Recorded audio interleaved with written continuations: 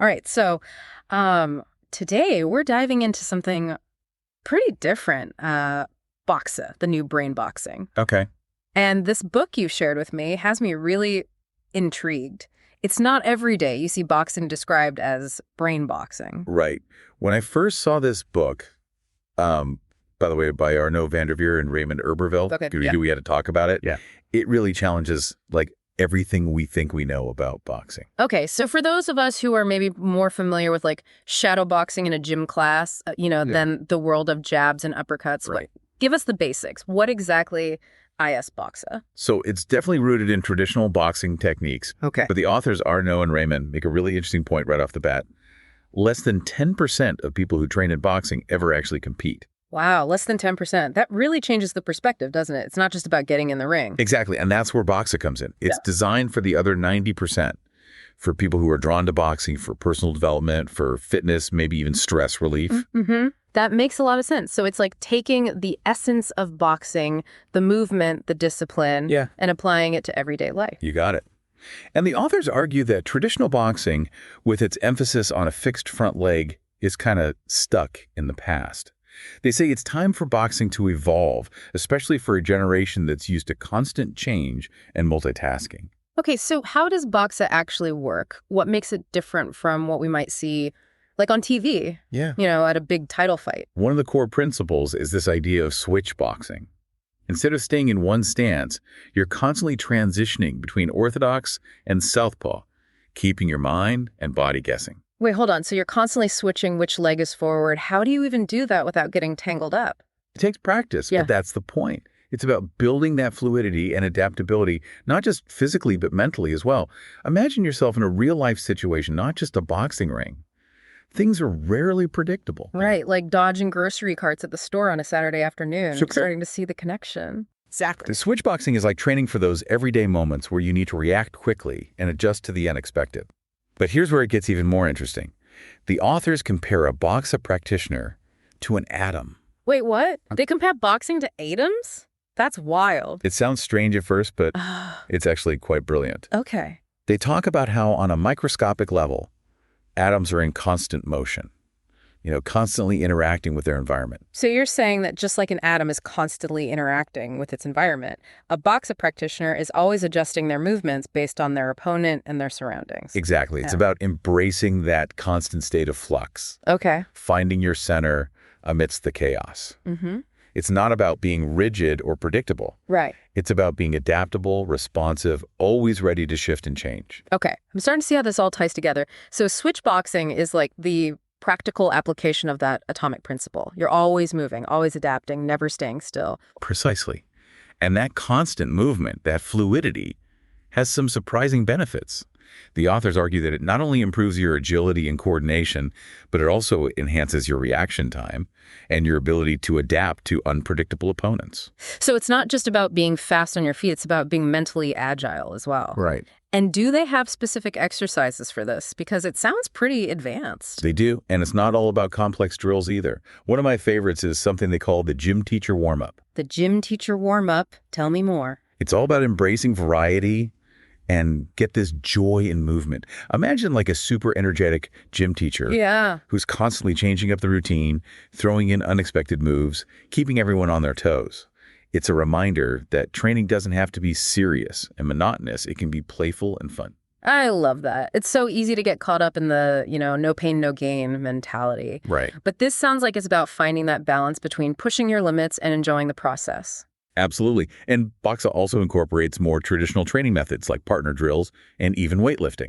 Okay. But even these are approached with a focus on adaptability and fluidity. So it's not your typical weight room routine then? Not at all. They call their weight training method Nurex.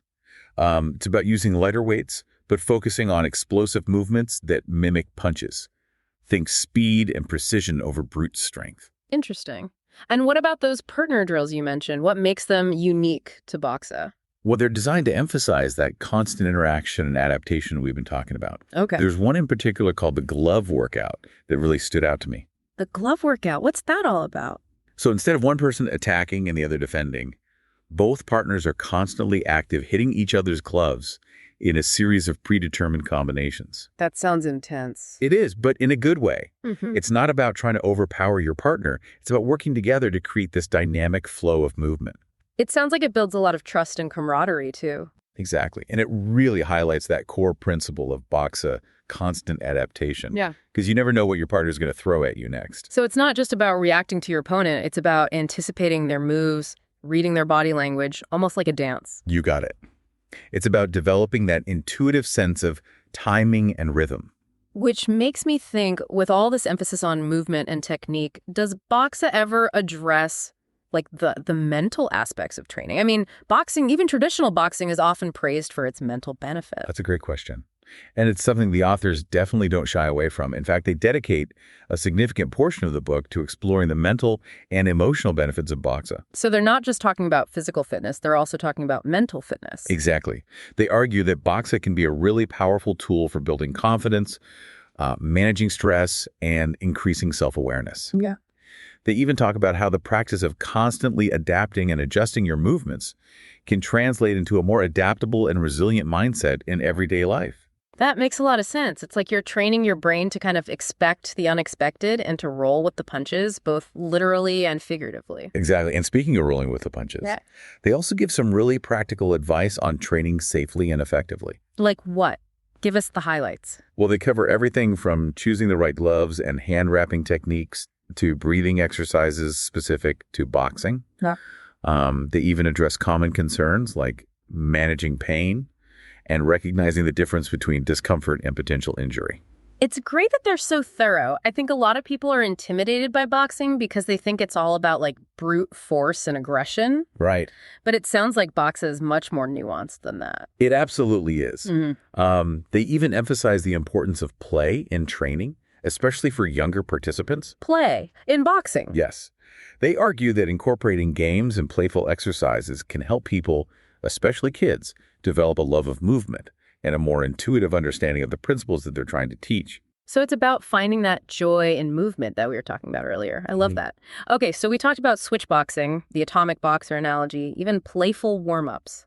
What else makes Boxa stand out? You know, one thing that really struck me was how they encourage people to use the mirror, not just for checking their form, but also for exploring movement patterns and developing their own personal style.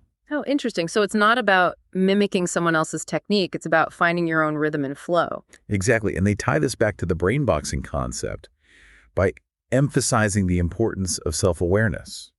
By watching yourself in the mirror, you're not just observing your physical movements, you're also becoming more aware of your thoughts, your habits, your reactions. Wow, that's pretty deep. It's like they're taking boxing and turning it into this incredible tool for self-discovery. You got it. It's about so much more than just throwing punches.